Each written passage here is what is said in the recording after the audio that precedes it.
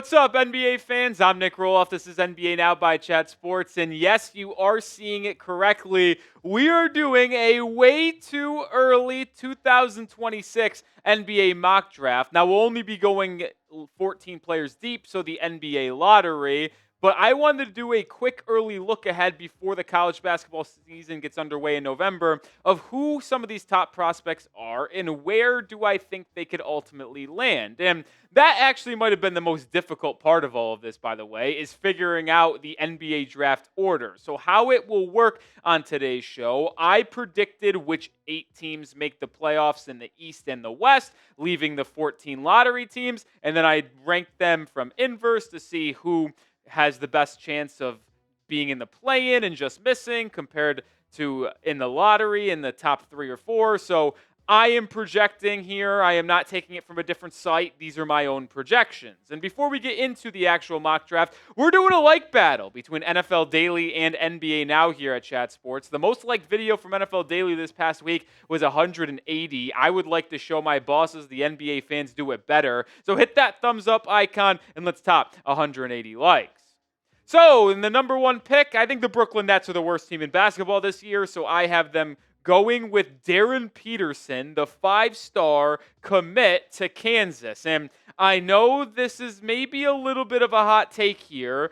I have Peterson as the clear-cut number 1 guy. The point guard / 2 guard, 6'6", 18 years of age when he gets drafted in June. I believe he will separate himself from the other top 2 players in this draft class, and I know Brooklyn took a lot of guards this past draft with Agor Demem, and you saw them take Nolan Traore and Ben Seraph. I believe, though, maybe I'm wrong, Peterson separates himself between the other 2 top guys of Dybansta and Boozer, and the Nets can't pass up on Darryn Peterson. At number 2, I have the Utah Jazz finishing with the 2nd worst record in basketball. So they take A.J. Dybansta. Now, this is a highly touted recruit. If you haven't heard the name, he has been the number 1 player in this high school recruiting class for a long time now. Goes to BYU. From Utah, played for Utah Prolific, dominated the USA U19 World Cup in June alongside a player we'll talk about here in just a second, Michael Brown Jr. He is also 18.4 years of age when he gets drafted, 6'9". He's long. I believe in that NBA-styled system that the BYU Cougars implore. He is going to get a lot of looks at the rim, get to the free throw line, and if he's able to show a consistent three-point shot, which I believe he has, we're talking about a guy that is a two-way demon, and the Jazz, with that 2nd pick, get to keep him in that Northwest area. I do have the other Boozer, Cameron Boozer, going 3, the son of the NBA legend Carlos Boozer, who is going to Duke, goes to the Wizards with this 3rd pick. He is 17.9 years of age when he gets drafted, so a really young prospect here. He is going to lead the Blue Devils this season. They have a ton of great recruits coming in. His brother Caden, Dame Sarr, a couple other true freshmen as well.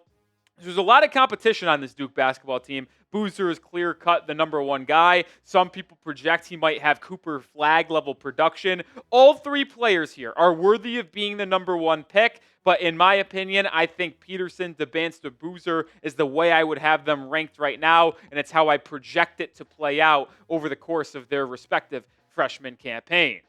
But I want to know who you think is the best player in this NBA draft. I know we're looking ahead here very early. I think it's Darryn Peterson, but you can't go wrong with Dybansta or Boozer. Let me know who your top guy is. At number 4, I have the Memphis Grizzlies picking via the Phoenix Suns. I think it's going to be a disaster of a season for Phoenix after the Kevin Durant trade. They bought out Bradley Beal, obviously. It's Booker, it's Jalen Green, and not a lot else. And wow, I can't believe the Grizzlies ultimately have this pick. But I have the Baylor freshman, Tounde Yessoufou, excuse my language there. I think I nailed it. He was the 2nd graded small forward on 247, 5-star, 14th overall national guy, and he can play the 2 or 3, which I think the Grizzlies would be looking for after trading Desmond Bane this past year. Yessoufou is an athletic freak. He is built like a truck, and we've seen so many Baylor guards over the past decade get drafted high. We saw it with Edgecombe last year. We saw it with Davion Mitchell a couple years ago. They just continue to pump out high-level NBA draft picks. I think Yessoufou is going to be another one. I am very high on the freshman going to Baylor.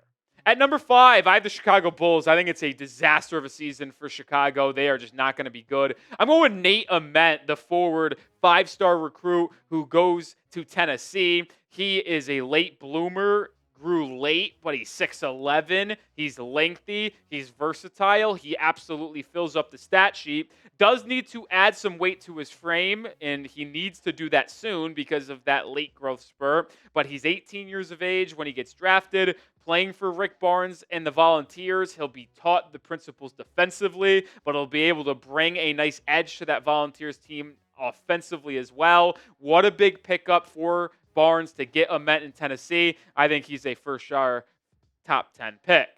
At number 6, I have the Atlanta Hawks selecting via the Pelicans in that trade where New Orleans moved up to take Derek Queen in the 2024 draft. There is some future uncertainty when it comes to Trae Young, so why not grab his backup or replacement, the guard from Louisville, Michael Brown Jr., another 5-star recruit, grew from 5'10 to 6'3", 6'4", will be drafted around age 18.8, but he was absolutely special playing for the USA U19 team alongside AJ Dybansta. Brown Jr. showed his ability to get to the rack to create for himself and teammates. I think he is in line for a massive freshman season for Pat Kelsey and the Louisville Cardinals. It would not surprise me if he gets top 5 buzz when it's all said and done next June, and I'm projecting it early here. I'm a massive fan of Michael Brown Jr. At number 7, I have the Charlotte Hornets. I think they have a pretty solid season. I'm high on their core, especially adding Con Kneppel alongside LaMelo Ball and Brandon Miller. So I'm fascinated by them. And maybe they land Koa Pete, who is a defensive menace. He is going to grow, I think, a little bit longer. He's 6'8". I think he can get up to 6'10". He creates for himself in the mid-range, that 8 to 15-foot range well, but he's lengthy, 7-foot wingspan. He's extremely versatile, and we saw the Arizona Wildcat system churn out Carter Bryant, this past year as a lottery pick. I think Koa Pete could be something very similar. Keep an eye on him as a defensive player. Could fit really well at the 4 or 5 for the Hornets moving forward if they end up getting this kind of selection.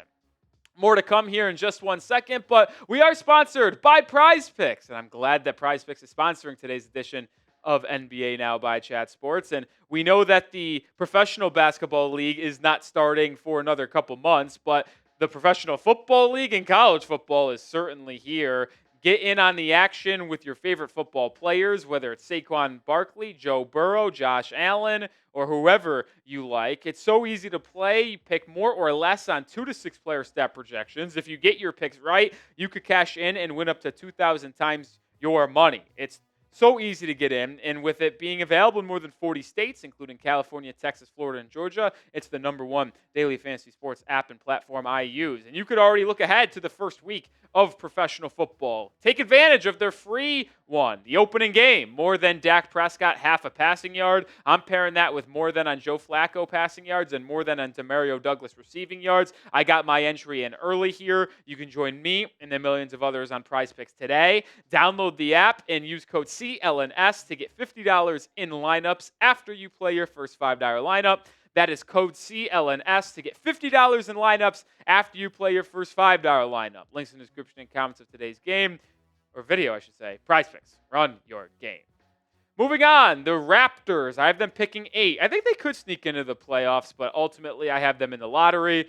They take the Australian guard Dash Daniels, and that name might sound familiar. That is the younger brother of current Atlanta Hawks guard Dyson Daniels.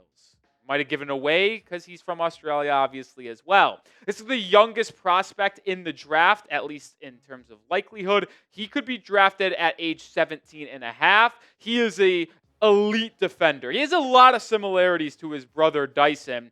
Really solid defensively, needs to improve his offensive game, but he's in a much better spot physically than his brother Dyson when coming out. Dash Daniels, keep an eye on him in the NBL in Australia this upcoming league. All right, Caleb Wilson, another true freshman 5-star, 6'9", going to be 18.9 years of age when he gets drafted. Lengthy wing here, 7-foot wingspan.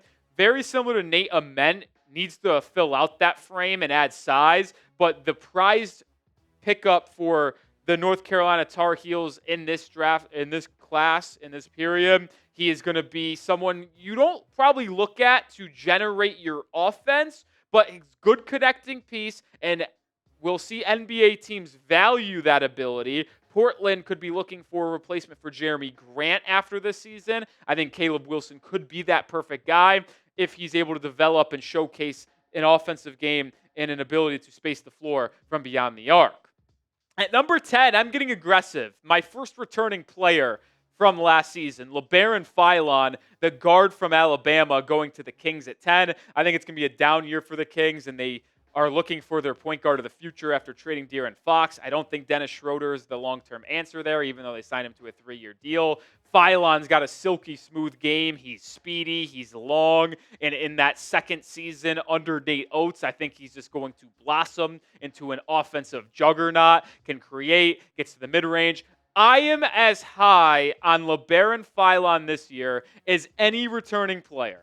There are a lot of good returning players. We'll get to a couple more of them here in a second. But I think I'm the highest on Philon, and maybe I'm just a little bit too high on the second-year guy from Alabama. But I think a big year is in store for him in Tuscaloosa. Subscribe today for more NBA coverage. I mean, I know we're aggressive here, but who else is doing way too early NBA mock drafts for 2026 in late August? Not many. Subscribe today for daily coverage around the sports world, whether it's college football, NBA, NFL, we'll have you covered. All right, 4 more players to get to. Number 11, I have the Pacers with all those injuries to Tyrese Halliburton, missing the playoffs and in the lottery. Good thing they have their own pick. They've been looking for a center, probably replace Miles Turner. How about Jaden Quaintance, the former 5-star recruit? This is his second season. Quick little backstory on Quaintance. He was the number 1 center in the 2024 recruiting class, went to Arizona State, was absolutely phenomenal. He averaged 4 stocks a game. He is a menace defensively, a 9.8% block rate, top 10 in college basketball. But issue, tore his ACL in the first couple months of the season, missed the rest of the year for the Sun Devils, ultimately transfers to Kentucky, where he will be playing for Mark Pope and company this season, 6'9", 230, with a 7'3" wingspan. He could actually play his way into the top 5 or 6 of this NBA draft if things go well in Lexington this year. So keep an eye on Jaden Quaintance, but easily could be the top big man in this class. The second best big man, in my opinion, a returning player, Yaxel Lendeborg, the forward or center for UAB, transferred to Michigan. The name might sound familiar. I had him going in the first round of my mock drafts this year in the mid-early 20s, but if he did not get a guarantee that he was getting selected in the first round, he said he was going to go back to college. He ultimately does that. I think Lendeborg is going to average 20 and 10 this year for the Dusty May and the Michigan Wolverines. I think the Sixers, although they are more healthy, still miss the playoffs, and they will likely be looking for their long-term Joel Embiid replacement. I think Lendeborg, late lottery, is a place where he could easily land and would be a fantastic Embiid replacement long-term. The other Boozer, Caden Boozer, the 4-star freshman. First 4-star here in my lottery. 6'4", brother of Cameron and son of Carlos, obviously. He's got great positional size, 6'4", 6'5", super high IQ, reads the game extremely well. I know a lot of people say that Caden rides the coattails of his brother Cameron. Maybe there's some truth to that, but I think on his own right, he is a fantastic prospect with great size and playmaking ability. And I think as a distributor this year for a loaded Duke team, you can see him rise up boards. And if he shows the ability to defend at a high level, which I think he'll be able to, I think this is a good area for him to land, late lottery, maybe just outside. The Grizzlies, I think, just missed the playoffs in the Western Conference after the loss of Desmond Bane. And I know we had them take my guy Yessoufou earlier in the draft as a guard, but this is more of a backup or potential long-term replacement at the point guard position for Ja Morant. Final player we'll talk about today, going to the Spurs, who I have just missing the playoffs as well. First team out. I think they're in the play-in this year, but I don't think they make the top 8. I have them going with Braylon Mullins, 5-star recruit going to Connecticut. He is an elite shooter at 6'4", 6'5", shot 47% this past season in his final year before college, made 6 3-pointers per game. Playing for Dan Hurley, he is going to be scripted up a lot of good looks in the half court, and if he's able to continue to showcase his shooting ability, will rise, in my opinion, to a lottery lock in a Spurs team that has a lot of young talent, but probably lacks three-point perimeter shooting. You put him potentially next to a Fox, Wembanyama, Stephon Castle, Dylan Harper. Well, now we're talking about a great connecting shooter in that starting 5 and in that rotation. Keep an eye on Braylon Mullins. If he's able to be a good, consistent three-point shooter as a true freshman, he'll get a lot of buzz early in the 2026 NBA draft. All right, we didn't do the full 30 picks. We just did the first 14 in my lottery. Grade my early 2026 mock draft. A, B, C, D, or F. It's hard to project this early, but these are some of the top freshmen and returners that I've got my eye on, plus one international prospect in Dash Daniels. Let me know your thoughts, A, B, C, D, or F. But I did want to provide some love to some players that just missed my top 14. Kareem Lopez, forward that is playing in the NBL this year. A lot of lottery buzz around him. Keep an eye on him overseas. Dame Sarr, the Italian, going to Duke, another highly touted freshman playing for the Blue Devils this year. A top returner, Bennett Sturts, transferring from Drake to Iowa. Following his head coach, Ben McCullum. He is going to be a lot of fun to watch in the Big Ten this year. Not athletic, but plays at an extremely high level. A true freshman big man going to Houston, Chris Knack Jr. Going to be fascinating to see how he works hand in hand with Joseph Tugler, who's a solid returner for Simpson and the Houston Cougars as well. And then a final returner, Tahad Pettiford, the guard who took part in the NBA Combine this past year, played really well, but ultimately returned. These are 5 guys I am keeping an eye on just outside the lottery at this point in the process. And if you want more around the NBA draft or have any questions and thoughts, hit me up on social media. At Nic_Rohloff is my social media handle on Twitter/X. Always talking ball over there, so go hit me up and follow me if you want more.